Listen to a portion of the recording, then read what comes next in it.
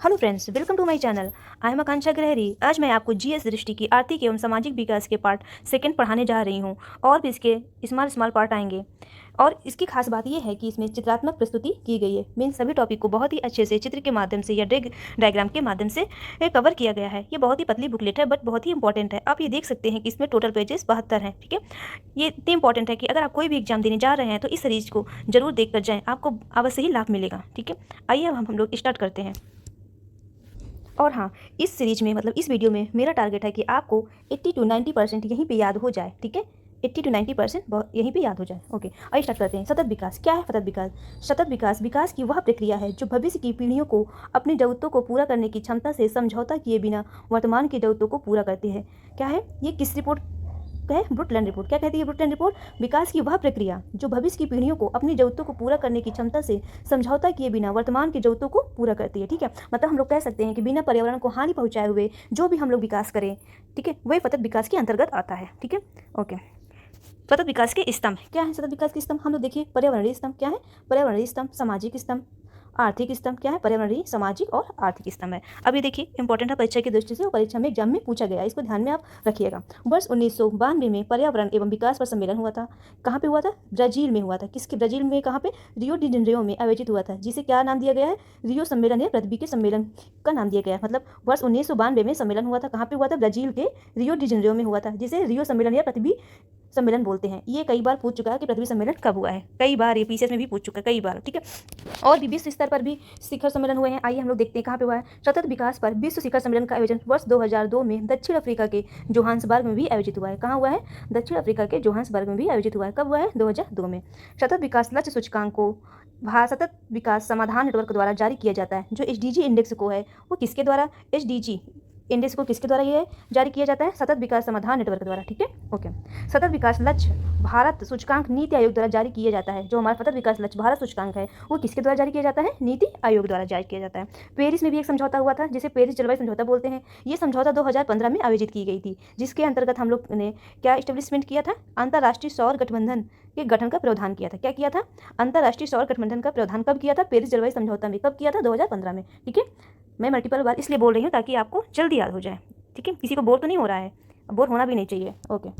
सतत विकास से संबंधित महत्वपूर्ण तथ्य इसके क्या है? वह नीता क्या है? वह नीता सस्टेनेबिलिटी शब्द का प्रयोग सबसे पहले किसने किया था? हैंस कार्ल वान कार्लोविट्ज द्वारा। किसने किया था? हैंस कार्ल वान कार्लोविट्ज द्वारा किया गया था। कब किया गया था? 1713 में। हो सकता है आपको दिख ना रहा हो तो मैं इसको रीड कर दे रही हूँ, आप ध्यान से सुनिए। सस्टेनेबिलिटी शब्द का प्रयोग सबसे पहले किसने किया था? हैंस कार्ल वान कार्लोविट्ज द्वारा। कब किया गया था? 1713 में। फिर आप देखिए 1962 में सर्वप्रथम रचल कार्सन ने, कब? 1962 में।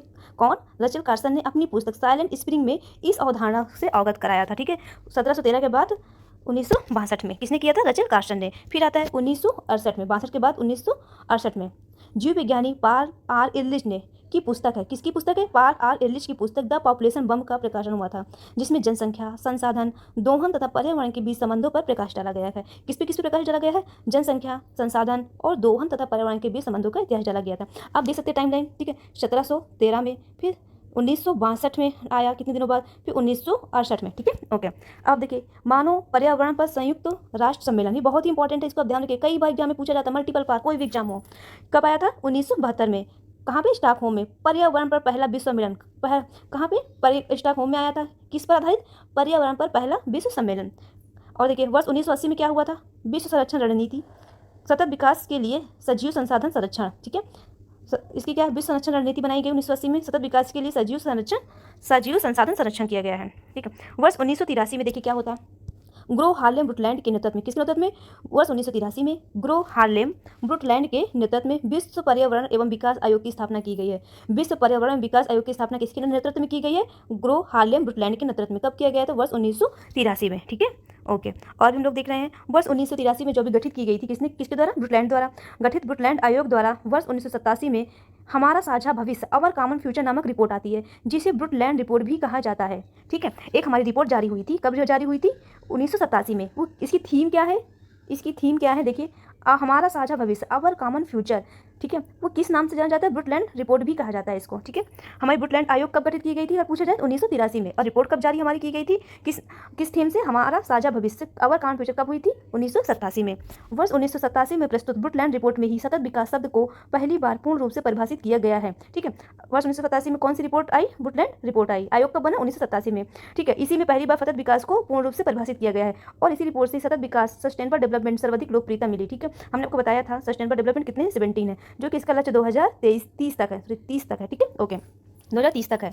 ओके, वर्ष 1992 में हमने भी पढ़ा था पर्यावरण पर संयुक्त राष्ट्र सम्मेलन हुआ था। कब हुआ था? 1992 में। पर्यावरण विकास पर संयुक्त राष्ट्र सम्मेलन 1992 में हुआ था। सतत विकास के लिए 2030 एजेंडा वर्ष 2015 में संयुक्त राष्ट्र के सभी सदस्य देशों द्वारा अपनाया गया। अभी मैंने बताया था 2030 एजेंडा हमारा कब तक अपना 2030 तक अपनाया गया था। ये देखिए, सतत विकास के एजेंडा कब तक? 2030 तक अपनाया गया था। 2015 में लोगों ने बोला कि इसको 2030 तक सब अपना लिया जाए सभी देशों द्वारा। ठीक है, ये आप देखिए तृतीय सतत विकास लक्ष्य भारत सूचकांक की व डैशबोर्ड 2020 व 21। तृतीय सतत विकास लक्ष्य भारत सूचकांक व डैशबोर्ड 2020-21 में क्या है? कब जारी हुआ है? 3 जून 2021 को। कब जारी हुआ है? 3 जून 2021 को। किसने जारी किया है? मैंने भी बताया था, नीति आयोग द्वारा। किसने जारी किया है? नीति आयोग द्वारा। इसके शीर्ष राज्य कौन कौन से हैं? केरल है, हिमाचल प्रदेश है, तमिलनाडु है। 3 याद रखिए, ये इंपॉर्टेंट है और ज़्यादा पूछता नहीं जल्दी से। ठीक है, कौन कौन से शीर्ष राज्य? केरल है, हिमाचल प्रदेश है, तमिलनाडु है। और अंतिम 3 राज्य कौन से हैं? बिहार, झारखंड, असम। कौन कौन से हैं? बिहार, झारखंड और असम। ओके, सतत विकास का अभिप्राय। इसका अभिप्राय क्या है? सतत विकास के साथ आर्थिक विकास के साथ साथ पर्यावरण को सुरक्षित रखते हुए भविष्य और वर्तमान की पीढ़ियों के लिए प्राकृतिक संसाधन सुरक्षित रखना। मतलब मैंने बताया है कि बिना पर्यावरण को हानि पहुंचाए हुए विकास करना। ठीक है, वो सतत विकास के अंतर्गत आता है। ये आप देख सकते हैं, आर्थिक विकास के साथ साथ पर्यावरण को सुरक्षित रखते हुए, किसको सुरक्षित रखते हुए? पर्यावरण को सुरक्षित रखते हुए वर्तमान और अभी और भविष्य के लिए, भविष्य की पीढ़ियों के लिए प्राकृतिक संसाधन को सुरक्षित रखना। मतलब ज़्यादा से ज़्यादा पेड़ लगाएं, ठीक है, जंगल को बचाएं आदि। सतत विकास के क्या उद्देश्य है? आप देखिए, प्राकृतिक संसाधनों का संरक्षण, मतलब प्राकृतिक संसाधन है उनका संरक्षण करो, पेड़ पौधे, जंगल इत्यादि आदि। प्रकृति के अनुकूल तकनीकों का प्रयोग, मतलब जो पर्यावरण के अनुकूल हो वही टेक्नोलॉजी प्रयोग किया जाए। सामाजिक अन्याय की समाप्ति, जो भी है सामाजिक अन्याय, जैसे पेड़ पौधे और भी चीज़ें हैं, उनकी समाप्ति। संस्थानों का विकेंद्रीकरण करो। क्या करना? संस्थानों का विकेंद्रीकरण करो। आर्थिक वासनाओं से मुक्ति आदि। आर्थिक वासनाओं से मुक्ति आदि। आप देखिए, सतत विकास की सबसे अच्छी परिभाषा ब्रुटलैंड रिपोर्ट में दी गई है। क्या दी गई है? किस रिपोर्ट में दी गई सबसे अच्छी परिभाषा? ब्रुटलैंड रिपोर्ट में दी गई है। इसकी थीम क्या है? पूछ सकता है, हमारा साझा भविष्य, मतलब आवर कॉमन फ्यूचर, हमारा साझा भविष्य। इस आयोग ने क्या कहा है? ऐसा आयोग ने सतत विकास को ऐसा विकास कहा जो भविष्य की पीढ़ियों की आवश्यकताओं की पूर्ति करने की क्षमता से समझौता किए बिना वर्तमान की आवश्यकता पूरी करता है। ये हमने पहले भी स्टार्टिंग में पढ़ लिया है। ब्रुटलैंड रिपोर्ट क्या कहता है? फिर से देखिए, क्या कहा है? जो भविष्य की पीढ़ियों की आवश्यकताओं की पूर्ति करने की क्षमता से समझौता किए बिना वर्तमान की आवश्यकता पूरी करता है। ठीक है, ओके। सततशीलता क्या है? सततशीलता का अर्थ ऐसी स्थिति से है जो हमेशा के लिए बनी रहे। ठीक है, क्या है इसकी शर्तें? सततशीलता क्या है? क्या है अर्थ इसका? ऐसी स्थिति से है जो हमेशा के लिए बना रहे। सतत मतलब जो कंटिन्यूअस बनी रहे। प्राकृतिक संसाधनों का दुरुपयोग ना हो, इसकी लेकिन कोई कुछ शर्त है हमारी। क्या क्या है आइए देखते हैं। पहला क्या है? प्राकृतिक संसाधनों का दुरुपयोग ना हो, पर्यावरणीय असंतुलन ना हो। क्या ना हो? पर्यावरणीय असंतुलन ना हो, प्रकृति का उत्पादन क्षमता से अधिक शोषण ना हो, जितना उत्पादन हो उससे ज़्यादा शोषण ना हो। ठीक है, प्रकृति का उत्पादन क्षमता से अधिक शोषण ना हो। ओके, आइए हम लोग देखते हैं अर्थव्यवस्था के क्षेत्र। ओके, अर्थव्यवस्था के क्षेत्र क्या क्या है? प्राथमिक क्षेत्र, द्वितीयक क्षेत्र, तृतीयक क्षेत्र। मैंने पहले वीडियो में आपको प्राथमिक क्षेत्र में क्या क्या आते हैं, द्वितीय क्षेत्र में क्या क्या आते हैं, तृतीय क्षेत्र में क्या क्या आते हैं, ये सब बता दिया है। अगर आपने मेरी वो वाली वीडियो नहीं देखा है तो आप जाकर देख लीजिए। बहुत ही छोटी छोटी वीडियो मैं आपके लिए ला रही हूँ, या किसी भी टाइम आप देख सकते हैं, खाना खाते वक्त या चाय पीते समय आदि। ठीक है, प्राथमिक क्षेत्र के अंतर्गत कृषि व संबद्ध क्षेत्र आता है। ठीक है, द्वितीय क्षेत्र के अंतर्गत औद्योगिक क्षेत्र मतलब इंडस्ट्रियल एरिया, तृतीय क्षेत्र सेवा क्षेत्र मतलब सर्विस सेक्टर। ठीक है, ओके। आर्थिक गतिविधियों के आधार पर अर्थव्यवस्था को 3 श्रेणियों में बांटा गया है। हमने बताया भी, प्राथमिक, द्वितीयक, तृतीयक क्षेत्र में बांटा गया है, जिन्हें अर्थव्यवस्था के क्षेत्र कहते हैं। किन्हें कहते हैं अर्थव्यवस्था के क्षेत्र?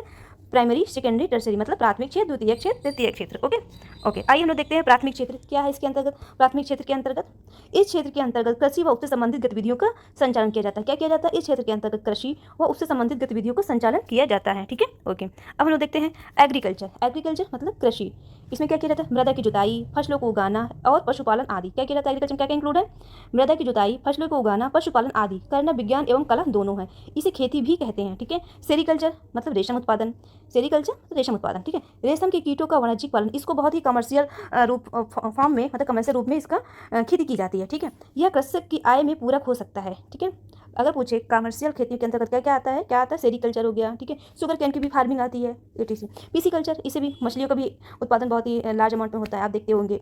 ठीक है। विशेष रूप से निर्मित तालाबों व पोखरों में मत्स्य पालन, ठीक है, पॉन्ड्स में, तालाब में, ठीक है, क्या होता है, पीसीकल्चर का पालन होता है। पीसीकल्चर मतलब मत्स्य पालन। विटिकल्चर, विटिकल्चर अंगूर की खेती, क्या है, अंगूर की खेती। द्राक्षा कृषि। हॉर्टिकल्चर उद्यान खेती, ये भी कई बार पूछा है, ये भी कहा कि हॉर्टिकल्चर उद्यान खेती में क्या क्या इंक्लूडेड है, वाणिज्यिक उपयोग के लिए सब्जियों, फूलों और फलों को उगाना, क्या है इसमें, वेजिटेबल, फ्लावर एंड फूलों, ठीक है, फूलों एंड फलों, वेजिटेबल्स हो गया, फ्रूट्स हो गया एंड फूल एंड फ्लावर्स हो गया, तीन चीज, ठीक है, ओके।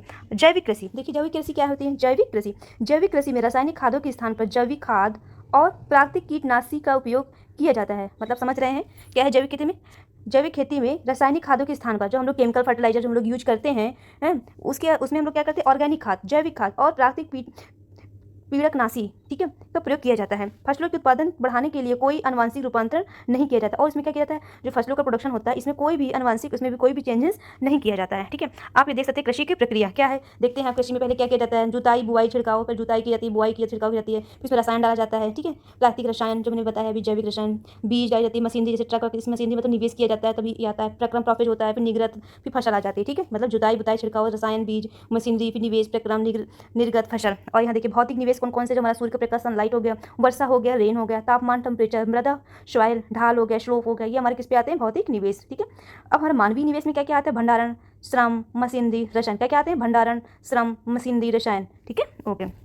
भारत में कृषि, आपको बता दे रहे हैं भारत में कृषि क्या था, पहले 1950 से 51 में हमारा इसका जीडीपी में, 51 में जीडीपी में इसका योगदान कितना था, 55.4%, बट ये अब हमारा 2019-20 में हमारा कितना रह गया है, 17.8%, मतलब घट गई है पहले से।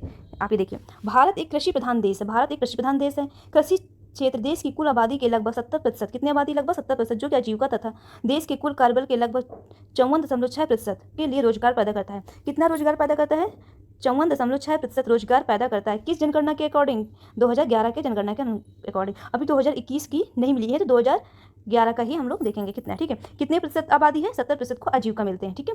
यहाँ देखिए, जहाँ वर्ष 1950 से 51 में जीडीपी में कृषि की भागीदारी 55.54% थी, वही हमारी घटकर हमारी कितनी रह गई है, हमारी घटकर मात्र 17.8% रह गई। कब रह गई है, 1920 में। ये देखिए, वही वर्ष 2019-20 में जीडीपी में कृषि की भागीदारी घटकर मात्र 17.8% रह गई है। भारतीय अर्थव्यवस्था में तीनों क्षेत्रों का योगदान हमारा क्या क्या है, देखते हैं हम लोग। तीन क्षेत्र कौन कौन से हैं, प्राथमिक क्षेत्र, द्वितीय क्षेत्र, तृतीय क्षेत्र। बताया था मैं, प्राथमिक क्षेत्र के अंतर्गत क्या क्या आते हैं, कृषि एवं संबंध क्षेत्र, द्वितीय क्षेत्र में उद्योग में, तृतीय क्षेत्र सेवा क्षेत्र मतलब सर्विस सेक्टर। अब हम लोग देखेंगे, ठीक है। प्राथमिक क्षेत्र कितना योगदान, 18.8%, द्वितीय क्षेत्र में 28.2%, तृतीय क्षेत्र में 53%, मतलब सबसे ज़्यादा किसका है, तृतीयक है, तृतीय क्षेत्र का, फिर द्वितीय क्षेत्र का, फिर प्राथमिक क्षेत्र का। मतलब क्या है, सेवा क्षेत्र का हमारा, सर्विस सेक्टर का हमारा ज़्यादा है, फिर इंडस्ट्री का ज़्यादा है, फिर एग्रीकल्चर का, ठीक है, ओके। मतलब सेवा क्षेत्र, ठीक है, सेवा क्षेत्र, ठीक है, उद्योग क्षेत्र और कृषि संबंध क्षेत्र। ये देखिए किसके अनुसार, आर्थिक समीक्षा 2021-22 के अनुसार, ठीक है, वर्ष 2021-22 के संदर्भ में, ठीक है। कौन कौन सा है आपको याद रहेगा, पहला हमारा जीडीपी में कितना किसका योगदान है, टर्सरी सेवा क्षेत्र, फिर सेकेंडरी और फिर प्राथमिक क्षेत्र, ठीक है, ओके। ओके फ्रेंड्स, आज के लिए इतना ही, और मैं नेक्स्ट डे कंटिन्यू करूँगी। Okay, thank you.